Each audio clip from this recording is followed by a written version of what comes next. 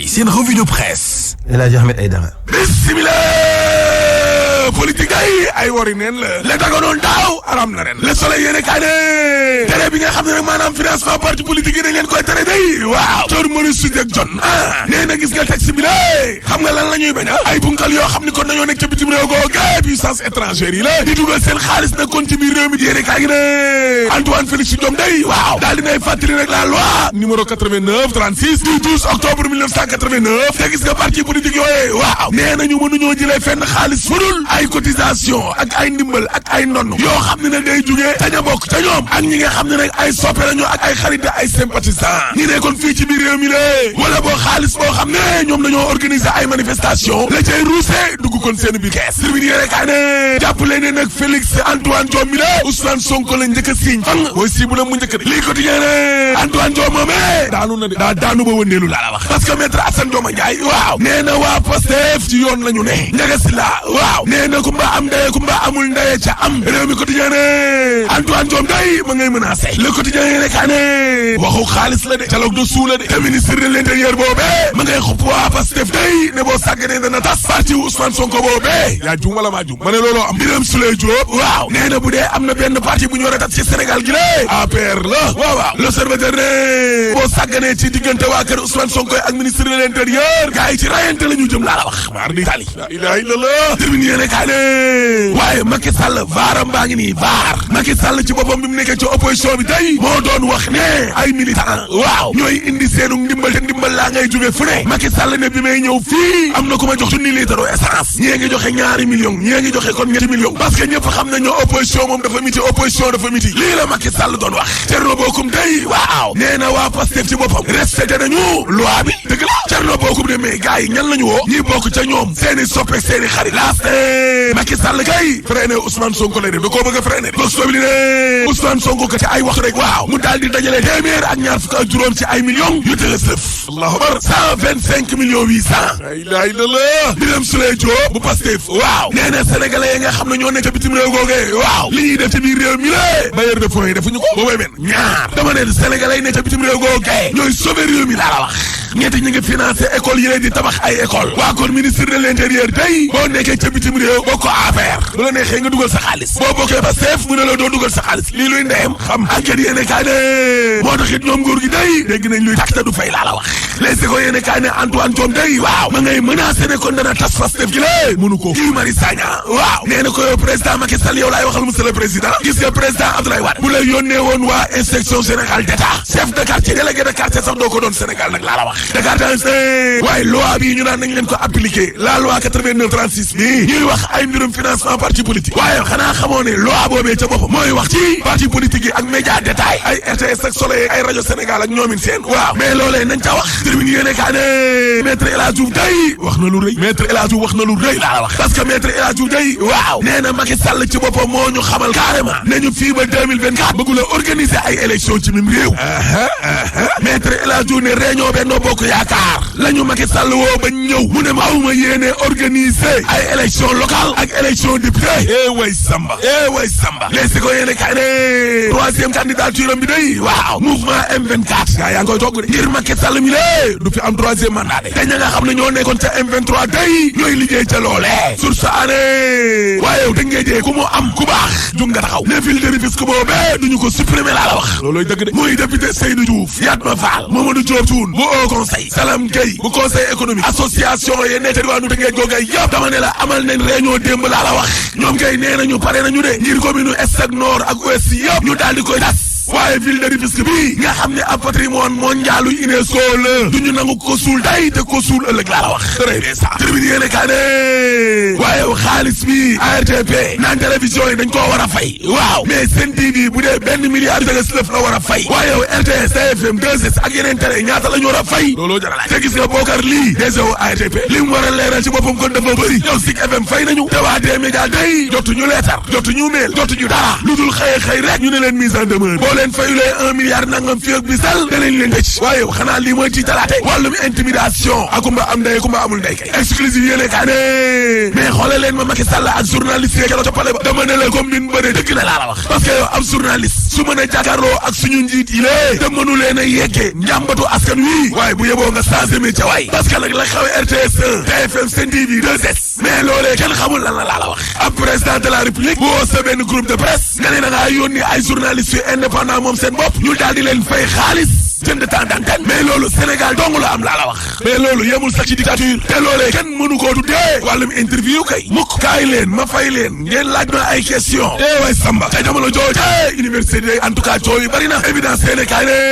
nees def nag ba biir université yi lée jàmm daal di fay dellu si sur sa année amal nañu am ndaje moo xam ne ñaari fan la kon ca hôtel Terrou ba laa la wax waaye la fa ruuse yëpp danañu ko jébal président Macky Sall direct news de Doro Gaye mi nga xam ne loolee lépp moo ko sabab ngir jàmm kon mën a dellu si ci université day étudiants yi waaw fas yéene nañ koo def nag ambassadeur de la paix ci biir université yi lée moom Doro Gaye waaw université day jàmm dafa war a am de libération yi nekkaa ne Maguette Sène day DG wu ko dubi waaw te mu dakkaloon na contrat yi gars yi wañ nañ loxoom ba dellu na ginnaaw laa la wax sur saane ay waay yàlla waay dimbali ñu fukki doomu aadama ak benn dee ñoo dee ci ñaari fan ci wàllum corona gi lée allahu akbar la ilaha illallah yéene kaa gi ne moo taxit sëñ Mountakha de tey ji la ci altine ji lée joxe na ndigal di jàng alxuraan rek ngir 2021 bi nit ñi mën cee mucc direct news de discours du président Macky Sall ba day Adama Racine Sy nekkoon trésorier général bu trésor waaw daal dinay rafetlu kon discours Macky Sall bi laa la wax les écoles yéene kaay ne waa Côte d'Ivoire day doxantu bi nga xam ne nag maanaam Macky Sall doon na ko doxantu ak otom ba ak doom ja waaw ñenn ñi jàppe nañ ne ay dóor la rek dóor dafale mise en scène la ne dem ba jula bugg ca lay comprendre lu bare bare am ñu ne su ab président commencé de intéressé wu ca askan wa jàppal ne 3e mandat ba day ma ngi koy téléchargé am na ñoo xam ne tam jàpp nañ ne ñëpp Afrique lu waay def ñu ne buzz parce que suñ président yi ñooñu gëmloo ne ay yàlla lañ ci kaw suuf fu la neex dem na Macky dem fu ko neex waaye nag gis nga Macky Sall ak lum doxantu mënul doxantu suñu maayin ci pétrole bi mënuñu ko fàtte parce que suul gaz du ko tere xeeñ te 3e mandat dañ ko fi tere rek boo paree mën ne la alaaji tëjal thé Dawas le thé à l'état pur di ataaya bi gën ci ataaya yi moo leen doon may seen revue de presse. ñaa doon cek Alaaji Ahmed Aidara ñu ngi koy jaaj ci bépp parti politique buy dund amatoo sañ-sañu am fond booy dundee muy bàyyee ko bitim réew leeral yi nag def nañ ci càmbar yu nekk ni bu fekkee ñi bokk ci parti ba dañuy dund ca bitim réew nag te war di participer ci parti ba di joxe xaalis yëpp ay question yu dëxuñu ci biir la waaye dafa am beneen question boo xam ni Cheikh Bamba Dièye moo ko laal ca diiwaanu Ndar nee na maa ngi fàttali Antoine Félix Abdoulaye Diome ni ko bu fekkee bëgguñu benn Ablaye Ndiaye nekk ca France wala ca Amérique di dimbali parti ma ñuq fii ci Sénégal waaye ñoom waa APR ak Benno Bokk Yaakaar mi dimbandikoo xaalisu askan wi nag ñoom lu ci yoon wax ak lu ñu ci waajal ñu fekk ca Ndar Babacar Niang gannaaw communiqué bi nga xam ne nag ministre de l'intérieur génne na ko di tere parti bi di Pastef mu dajale ay koppar ngir mën a financer ay activité am kii di député Cheikh Bamba Dièye di ñaawlu décision boobu. man dama cee jaaxle lool ba pare am lu ma ci metti bu baax a baax ndax ñun ñëpp ay sénégalais lañu te ay mukallaf lañu yàgg nañu ci politique xam nañu nan la parti politique war a financer ay activité li fi nekk kañ moo di dafa di lu bees lu am solo loo xamee ni Pastef ak Ousmane Sonko dañ ko indi ci biir politique gannaaw bi ñu feeñalee ni sénégalais yi pare dañu pour jàppale bépp acteur politique boo xamee ni sa yéene ak sa taxawaay sell na méngoog naag li sénégalais yi bëgg. tey nag moom leader FSD/BJ wax na ni nag classe politique bi dañu war a jëfandiku bu baax ci coppite boobu nga xam ni tey nguur gi taxaw na temme pour xeex. loolu nag laa jàpp ni moom la état bi xajoowul ndax ñoom dong ñoo nekkoon di jëfandikoo alalu réew mi ci anam yu sellul benn yoon ngir seeni ay intérêt personnel ak seeni intérêt politique ba pare nag mu ubbi ni pour la première fois dinañu am nag débat bu égalisé wu entre ñi nga xamee ne dañuy jëfandikoo alal ju lewul ji ak ñi nga xamee ni seen dimbal ak seen yaakaar gannaaw yàlla ki sénégalais yi dañ ko teg pour liggéeyal réew. fi mu toll nii ku nekk nag mi ngi joxe xalaatam rawatina ci débat bi di wax nag ci koppar yi nga xam ne ñooy financé parti politique yi si suñu réew fii ci Ndar Babacar Niang pour Zik FM. en tout cas ministre de l'intérieur bloqué na dootu am sañ-sañu dund ci xaalis bu bàyyeekoo bitim réew bu fekkee parti politique nga di sukkandiku ci article 3 ci loi 1981 waaye bari na ay question yoo xam ni wax nañu ko ci fàttali ci boobule laaj ndax bu ñu sukkandikoo ci wàllu doxalinu politique gu Sénégal ci boppam ak i jaar-jaaram ndax dina yomb lool ci benn parti mu dund te duñu ko dooleele fu nekk xaalis di fa bàyyeekoo ngir mu mën a doxal ni mu war a doxale wante itam ñàkk saytu fonds yooyee itam ndax mënut am jeexital ci ni muy doxee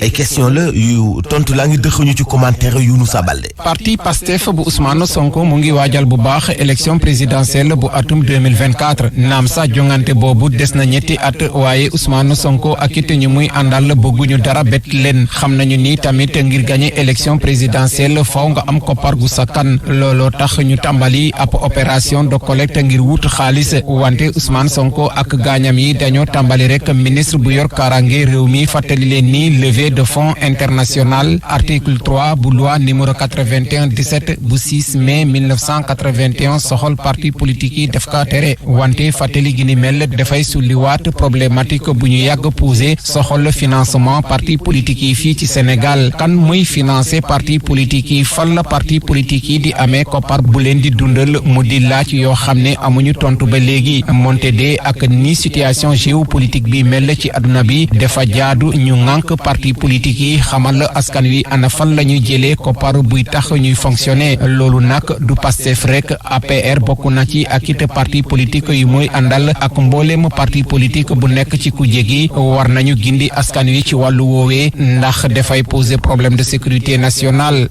ñoom ñooñu itam di parti ba ca pouvoir ba itam war nañoo bokkaale yunu saa ci biir question ba ñoom it fu ñuy jëlee xaalis pour dund bu fekkee xaalis la nag bu keesu réew mi itam question da ciy laaj ndax nguur ak parti nag donte parti pouvoiral taxul ñu nekk benn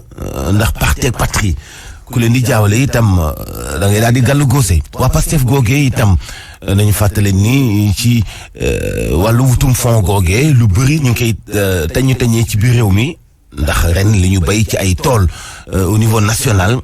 lu taxaw la ci seen wàllu revenu ci wàllu koom-koom te sax na seen ay militants yu nekk ca États-Unis dañoo jaaxleel lool dëgg-dëgg lu dal waa nguuru Macky Sall daal mooy question bi ñu samp ñoom daal ëlëm na leen ñu fekk ci États-Unis Mohamed Seydi. wax ji wër na fépp rawatina fii ci Amérique coordinatrice Pastef bi fi ne gisu ci lu dul ni dañoo tiit janaxe madame Aïcha Touré. dañu jot benn maanaam bataaxal boo xam ne dafa jóge ci ministère de l'intérieur di ñu xoxatal di ñu menacer ci li nga xam ne moom la ñuy def li leen jaaxal nag lenn la mooy du xaalis bi nga xam ne moom la ñuy dajale muy téeméeri million ak ñaar fukk ak juróom waaye doomu réew mi nekk ci ginnaaw loolu ñi ko joxe ni ñu toll moo leen tiital ak wane ne fépp foo dem ci Sénégal Pastef ma nga fa looloo leen tiital. coow li àgg ba Torino ci Italie foofu seen bile membre xam le ni seen parti xaalis bu ci dugg membre yaa ko ci def Toussaint Diatta. On veut pas des financements qui viennent d'autres structures wala boog ay lobby ou bien de l'étranger comme eux ils le disent que lépp li nga xam te ne day jëm ci Pastef ñu koy financer mooy les militants eux-mêmes amoon na benn structure bi ñu naan GPM moo na xaalis mu dajaloon jox ko Pastef mais comme ils sont pas reconnus Pastef ne l'a pas accepté ils se conforment aussi pour l'éthique bi nga xam te ne moom la ñuy woote ñoom ils n'acceptent pas n'importe quoi ils préfèrent que di financer parti mu jógee ci militants yi. ñoom ñii lee ak ñeneen direct fàttali ñi fi toog jiite réew mi nii lenn saxu fi ak ku ko mënti jiite te ku ko si fàtte di nelaw boo xippee fàttalikul li dal ki ñu duppee Trump xam ni jombul kenn. dañu bàyyi tranquillité bu ñu provoqué. Zik FM États-Unis Mohamed Seydi. Mohamed Seydi maa ngi lay jaajëfal fukki simili toftal ci juróom-ñetti waxtu ñu wax ci coronavirus jamono ji ñuy xëccoo ay fonds ci wàllu politique waa ji laaj fonds ngi nii te kenn xamul fu mu féete kenn xamul melokaanam Covid 19 ci ñetti fan yi rey na fukki nit ak benn ci Sénégal ñu ni dal na juróomi téeméer rek juróom fukk ak juróom-ñaar ci dal gu ñu xamul sax fu mu bàyyikoo ñu koy wax contamination communautaire. lu mooy loolee nag kon wopp joojee di coronavirus kenn gañee gu ko ba léegi ci Sénégal ba léegi kàddu yi ñu doon wax la ñuy wax respecter mesures barrières waaye wopp jëm moom en tout cas respecté na chemin bu baax. Alassane Balde. ñaari téeméer ak ñaar fukk ñeent ci àjjuma bi téeméer ak ñeent fukk juróom-ñaar ci samedi bi niki tey téeméer ak juróom-ñett fukk juróom-benn mu mel ni mbas mi di Covid 19 mu ngay gën di yokk bés bu yàlla sàq ci réew mi niki ñetti fan yu ñu génn nag Sénégal daal nay takk ci lim lu ëpp juróomi téeméer ak juróom-ñaar fukk ak juróom-ñaar ci ay contamination yu yees li ci gën a doy waar it mooy cas communautaire yi nga xamante ni mu nga yokk ba jéggi dayo ñetti téeméer ak juróom fukk juróom-benn ci ay cas communautaire ci ñetti fan yi dong naka noonu it ñu ñàkk seen bakkan seen lim lim di gën di yokku ne fukk ak benn la ñu daal di nemmeeku diggante ajjuma ak samedi bi ñu génn donte nag yëf yi mu ngay gën di takarnaase mu mel ne nag sénégalais yi yëngalu leen ndax tey lañ gën a mën a amal li nga xam ne ni mooy xew yi ci mbeddaan yi foo romb ay baas ak ñoomin seen dem ba sofantal ndogal yi nga xamante ni moom la autorités yi jëlan jëm ci wàllu respect mesure barrières yi mu mel ni bu ñu wéyee ci doxalin yu ni mel jële fi mbas mi du doon lu yomb ci jamono bi nga xamante ni ñii di waajur yi lott nañu ci wàllu koom-koom liñ ci teg leneen ci ay ndogal yu yees dana leen doggal yi. Alassane Balde nee nañu daal ñàkk yooyu ñuy waajal daal xëy na buñ ci sukkandikoo mën naa nekk li tubaab di wax alternative mooy meilleure alternative maanaam li gën pexe bi gën ngir xeex wopp jooje di coronavirus waaye bu ñu sukkandikoo ci ministère de la santé daal laajug daal ak tey bu nit ñi xam li xew ba noppi ak nu ñu leen di ñàkkeek ñàkk yooya ndax ñàkk ya daanaka wax ji da ko jiitu docteur Babacar Gueye mooy directeur de lutte contre la maladie ci micro Alassane Balde. kuréel bu fa xam ne moo fa nekk mooy direction de la prévention am programme élargi de vaccination ñoom ñooy toppatoo lépp la nga xam ne moo jëm ci wàllu ñax te ñooñu tàmm nañ introduire ay vaccin at yi ñu génn rek lu néew lu gàtt introduire nañ juróom-ñaari antigène ci programme élargi de vaccination donc loolu liggéey boo xam ne Sénégal min na ko tàmm na ko te am na ci xarala bu wér ci wàllu vaccin pour xeex mbas mi kuréel ba nga xam ne mooy toppatoo wàllu vaccin ci Sénégal commencé nañ dajaloo pour waxtaan suñ ci tolluwee ban vaccin la ñuy naka la ñuy jëlee vaccin. notuwaay yi ñu jël ci xeex Covid-19 la ca Touba dafa am renoncement total muy nit ñu bàyyeeku te bu ñu toppoon ci ndigal yi ni ko xalifa bi santaane te di ko defee noonee kon yëf yi wopp ji du màgg noonee mu jaadoo waaye dañu nemmeeku fan yi ni wopp ji ne muy màgge foofee ci diwaanu Bawol ak itam bakken yu cay loru loolee mu ngi bëgg ëpp ba tax na ñu ngi woo nit ñi ñu respecté matuwaay yi nga xam ne jël nañu ko dëgg-dëgg loolee mooy li jaadu ñu teewlu kàddu yi bàyyi ko ci sëriñ Bassirou Mbacke Abdou Khadir mi yor kàddu xalifa bi. mi ngi fàttaliwaat ñëpp ñi nga xam ne ñoom la suñ borom dénk wàllu xam-xamu docteur Serigne Biane li ñu santaane ci li nga xam ne wér digg la gis na ne kat ñëpp a ngi ci doon góorgóorlu waaye daa dem ba ñëpp jàpp ne jeex na ba tax ñëpp bàyyi di ko loola nag musiba rek la jur kon nag nee na mi ngi santaat taalibe bi yëpp ñu gën a góorgóorlu ci li nga xam ne ñoom santaane nañ ko ñoom ñi nga xam ne ñoom la suñu borom dénk loolu na suñu xel dal xam na bu suñu yëkkatee kàddoom boo ko xelam xalaatee rek suñu borom mën na ko fay jeexal waaye nag nee na mi ngi soññaat taalibe bi yëpp di soññaat bokku jullit yëpp ñu gën a góorgóorlu gën a fagaru gën a wattandikuwaat li nga xam ne digle nañ koy ñëpp ànd ci ñoom suñ kéemtalaay kattan bu ñu ko defee rek ci leen dimbal yi gën a gaawee. Bassirou Abdou Khadir Mbacke yor kàddu xalif bi Serigne Mountakha Bassirou Mbacke Touba la ñuy des ak comité développement sanitaire ba di laaj état bu Sénégal bor bu mu ko ameel ay millions yu bëri boobaak léegi toll na ci ñeenti at. lu mooy loolee def nañu benn ndaje muy boobule comité ngir bëgg a dooleel wàllum paju foofee ci diwaanu Touba fii ak at yu néew bëgg nañoo dem ba weesu fukk ak juróom ci ay milliards ci francs CFA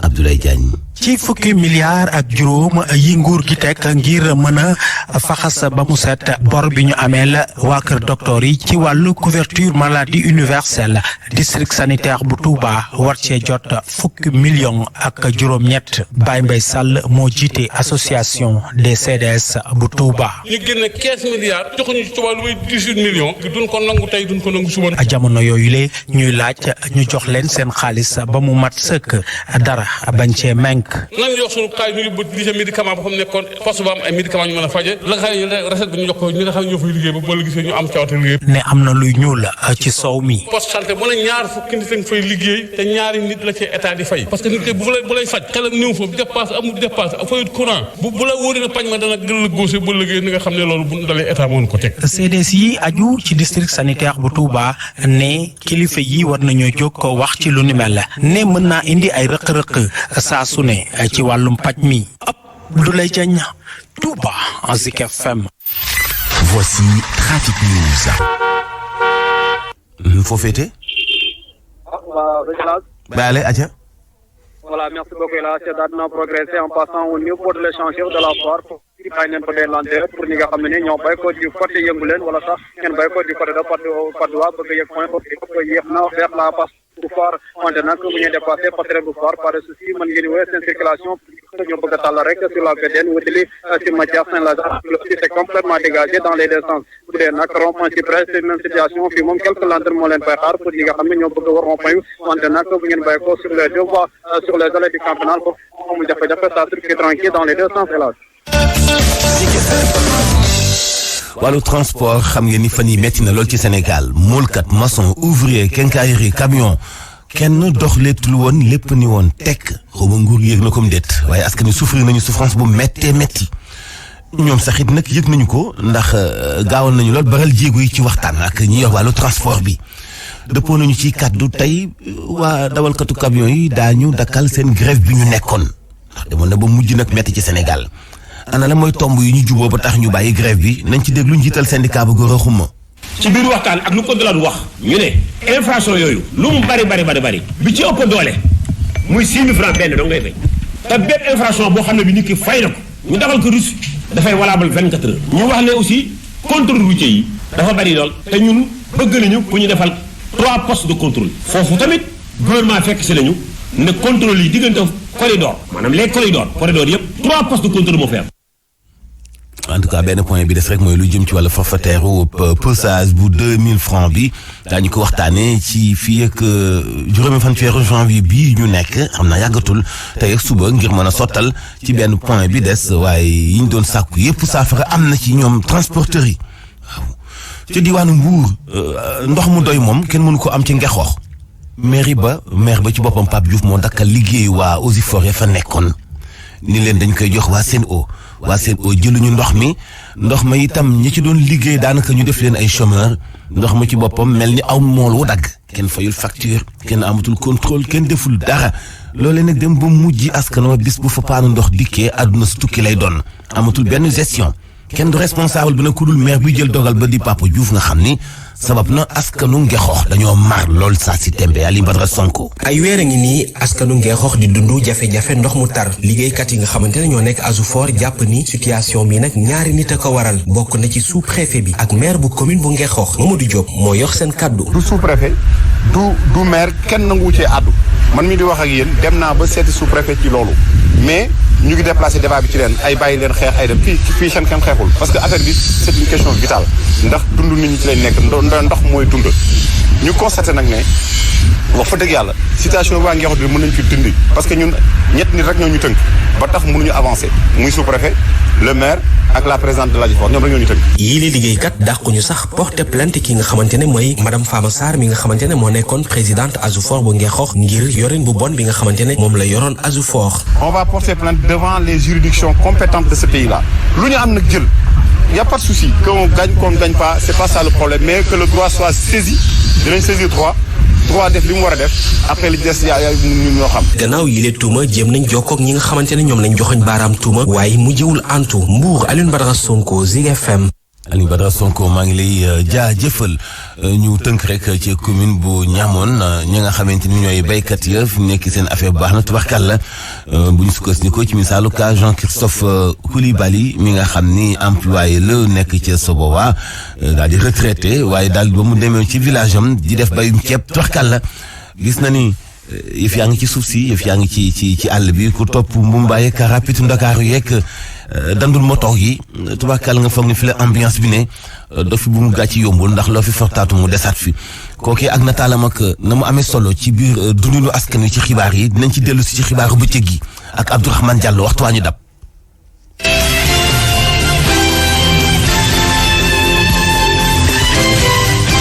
Actu Sport. Baye Mante salaamaaleykum. maaleykum salaam El Hadj Mouhamadou Mansour Diop. man ba yaa ngi moytu ndugg puusal ma toogee Dakar. waaw yow kay bu baax sax. day tax du gaaw a ñibbi de. lu leer na ñuy wax te dëkk ba tubaarkàlla doon kenn puusal ma toog. kenn du leen puusal. foofu de mooy ci sànni li mu. yàmb lang tubaarkàlla football lañ koy door rek championnat national ji kañ lay door. waaw tàmbali nañ ko ci weekend bi nag. waaw xam nga tàmbali nañ ko ci weekend bi nag jàppale nag jogante yi moom lépp nag lu jëm ci wàllum mesure yi daanaka respecté woon nañ ko ngir yooyu lay jogante ci Ligue 1 bi nag juróomi match lañ ci jot amal waaye nag match yu am solo ñu ànd ci ak nu mu gën a yaatoo ak kii di Soxna Fall. fukk ak benn but ci juróomi jongante ñetti ndam ñaari match nul benn bi amul but lile mooy chiffre yi ndorteelu journée bu njëkk bu championnat national de Ligue 1 gannaaw fukki weer weer yoo xam ne kenn jongantewul ndax Covid 19 AS Douane moo dalal ba pare daan CNEPS bu Thiès 3-2 mooy match bi ëpp ay but sax ci journée bu njëkk bi ñu mën a jàpp tam journée à l'une yi la ndaxte doublé bu njëkk Alioune Ba bu CNEPS Excellence moo ko def ki njëkk a dugal but ci saison bi Alioune Badara Baldé di pensionnaire bu jàmbaar équipe am sax moo gagné ñaari tali ci terrain wam 2-1 beneen ndam bu ñu ràññeeku ci bëccëg bi mooy Génération Foot mi fekki US Gorée daan ko 1-0 mooy sax benn ndam bu am à l'extérieur ñu mën a jàpp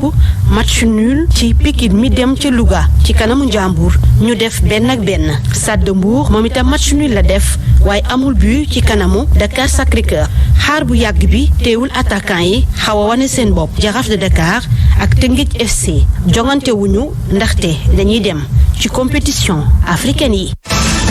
soxna Fall El Hadj jàppale nag ci boobule première journée bi nag AS Douane waxtu wi nag moo nekk gom ci bopp championnat bi naam sax ni moom ak Génération Foot ak ñi di waa jàmbax ne toll ay poñ waaye nag ñetti but yu mu jot a dugal moo tax mu nekk ci bopp championnat bi en attendant nag Jaraaf ni ki noonu Teungueth FC Mbour Petite Côte ak Casa Sport ñoom seen jogante dañ ko dàq ba jëmmi jamono di ko waral nag mooy Jaraaf bu Ndakaaru ak ñi di waa Teungueth FC ñoo ko fas yéene nag teewal Afrique Sénégal ci Afrique ni ki nag ci ëllëg ak mercredi foofu ci Casablanca ak Côte d'Ivoire Ligue 2 bi tamit jot nañu amal seen première journée Thiès FC moom dafa daan ñi di waa Dakar Université Club 1-0 Port Autonome bu Ndakaaru ñàkk ci kanamu Kër Madior 2-1 jamono bu Fatick moom ak US Wakam dañoo témboo ku nekk dugal sa morom benn but Renaissance bu Ndakaaru ak EJ Fatick 1-1 la ñu def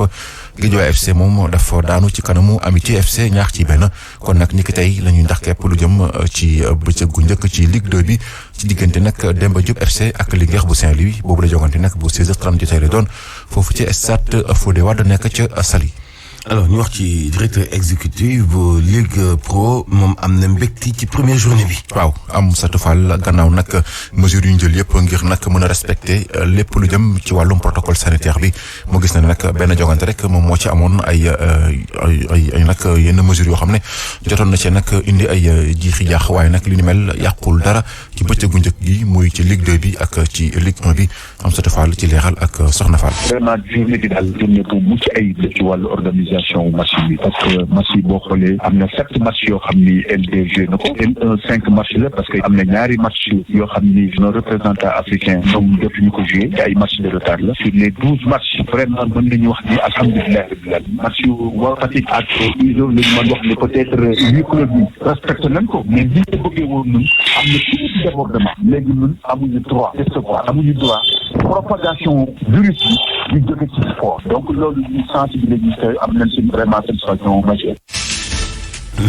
ñu wax léegi ci ñaareelu tour préliminaire Ligue des champions ak Coupe CAF Teungueth Football Club déjà moom mu ngi Maroc depuis samedi passé. waaw depuis samedi passé ñoom nag la ñu nekk foofu ci Maroc jot nañ fa sax amal seen nag tàggatu gu njëkk lépp rek ngir nag lu jëm seen match retour jëm ci tour qualificatif Ligue des champions ci Afrique Teungueth FC nag fas yéene ci laale ni ki ëllëg ak ñi di waa Raja bu Casablanca ci match aller ba nag foofu ci Thiès lañ ko amalee woon ñaari équipe yi nag dañoo témb woon kenn dugal sa morom dara kon nag Teungueth FC ba tey am na ay chance nag ngir mën a jàll ci phase de poule yi boobu la jogante nag jàppal ni kon ni ki ëllëg bu juróom-benn waxtu jotee la doon foofu ci stade Mohamed V Jaraaf bu Dakar moom ëllëg ci suba si nag lay quitté fii ci Dakar dem foofu ci Abidjan ngir nag lu jëm ci digganteem ak équipe bi di San Pedro boobu nag 16h30 lay doon foofu ci stade Félix Houphouët-Boigny waaye ci match aller ba Jaraaf moom dafa lajoon foofu ci stade bu Thiès 1-0 kon mën na nekk nag jogante gu am solo ngir nag ñaari équipe yu Sénégal yooyu la ñu leen di souhaiter rek bonne chance Elhadj fii la ñuy dàqeppe lu jëm ci wàllum xibaaru tàggat yaram. maa ngi lay jaajëfal Baye ma Anta Mboub ñu xuus si xibaar yi. Master Office gën ci mobilier de bureau mobilier de maison électroménager ak informatique